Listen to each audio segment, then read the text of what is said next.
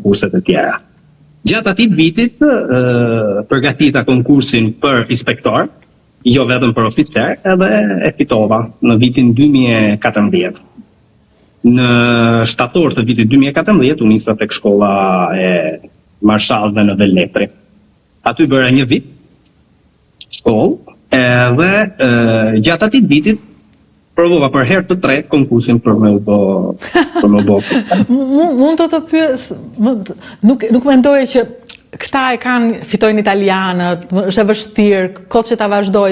Si çfarë kishit ju në mendje kur e provonit prap? Jo, unë kisha në mendje tash. Kokfortin edhe doja. Jo, atëherë unë kam gjithmonë fjalët e babit tim që janë fjalë që gjithmonë kanë drejtuar gjatë jetës time. Duhet bësh punën që ke dëshirë të bësh. Edhe duhet sakrifikosh, duhet arrish atje ku unë nuk kam arrit. Edhe, domethënë me këto fjalë unë forcia ime më pruri që të arrisha deri ky nivel. Konkursi ishte i vështirë, kishte shumë njerëz që konkuronin. Konkursi është shumë i vështirë. Atëherë në vitin 2014 kur fitova konkursin për marshall, më thënë për inspektor, ishim pothuajse gati 60.000 aplikime. Wow.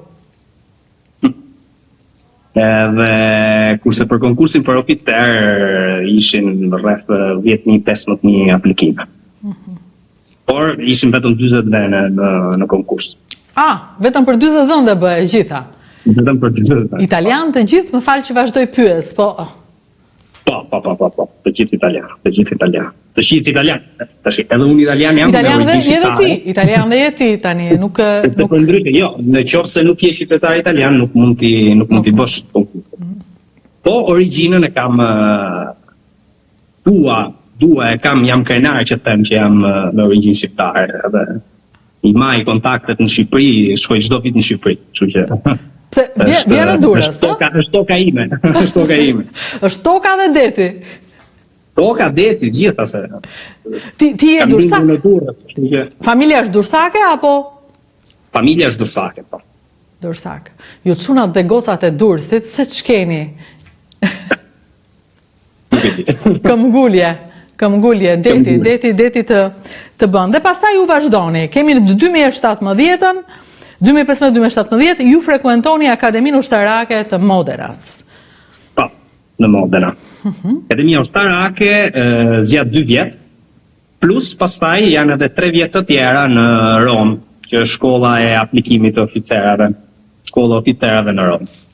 Pastaj më dërguan në shërbim në vitin 2020, nga viti 2020 deri në vitin 2022 si komandant plotoni në shkollën e karabinjerëve, më thënë shkollën ku përgatiten karabinjerët e ri, në Taranto, në jug të Italisë, gati afër Shqipërisë.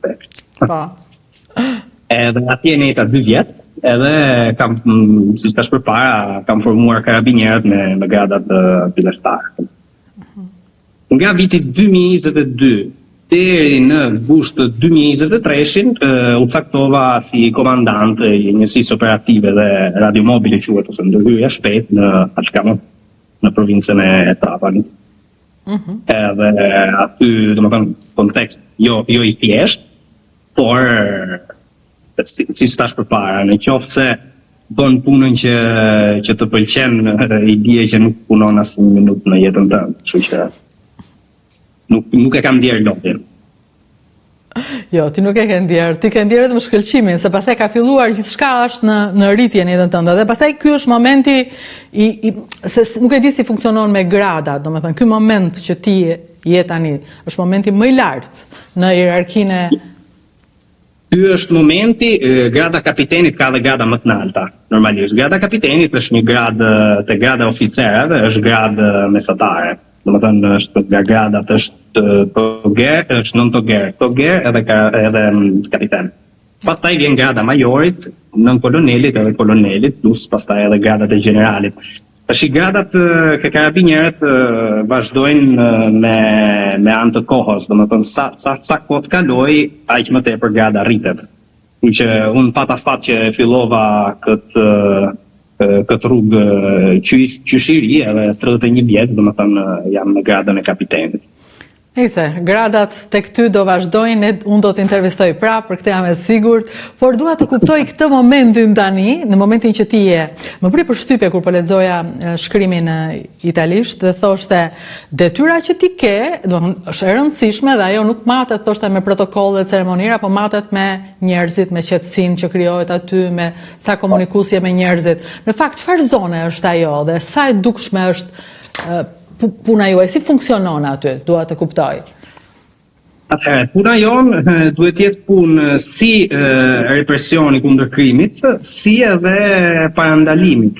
Domethënë neve punojmë më tepër edhe domethënë kur ndodhin gjëra të ndërhym, por edhe duke bërë konferenca nëpër shkolla, duke bërë konferenca tek me njerëzit që kanë nevojë, si edhe me të moshuarit që mos të binë në kurthin e trufave ose në kurthin e krimeve të tjera. Vërtet? Mund të pyes për këtë?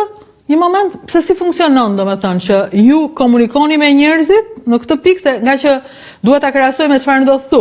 Kam vënë re që në Shqipëri, policia nuk është policia që ka qenë, kuptohet gjërat janë ndryshuar, por komunikimi është mungesor. Unë nuk dëgjoj që të flitet për komunikim. Në fakt, parandalimi është kryesor, si në shëndetësi, si në rend. Nuk e di si mund të jetë në Shqipëri, unë flas për situatën këtu në Itali. Neve kërkojmë, sidomos këtu, kërkojmë që të komunikojmë me njerëzit. Kërkojmë të komunikojmë me njerëzit sepse sipas meje është gjëja më e rëndësishme që mund të bëjmë para se të ndërhyjmë pastaj si forcë e rendit. Pra dhe në shkolla, ku rreziku është për çfarë? Për drogë, për substanca? Në shkolla po, është rreziku për drogë, për bullizëm, për gjithë ato situatat që mund të jenë delikate. E mira është neve kërkojmë gjithmonë të flasim me nxënësit, edhe si shkollë fillestare, domethënë, kërkojmë të flasim me nxënësit sepse sipas nesh është gjëja më e rëndësishme që të paktën kenë edhe ato mundësinë që t'i kuptojnë gjërat, nuk janë kurrë shumë të vegjël për t'i kuptuar. Gjërat i kuptojnë sepse janë në kolegim të përjetshëm me rrjetet sociale, me televizorin, me gjitha, kështu që e mira është disa gjëra ja themi neve përpara se sa t'i zbulojmë vetë.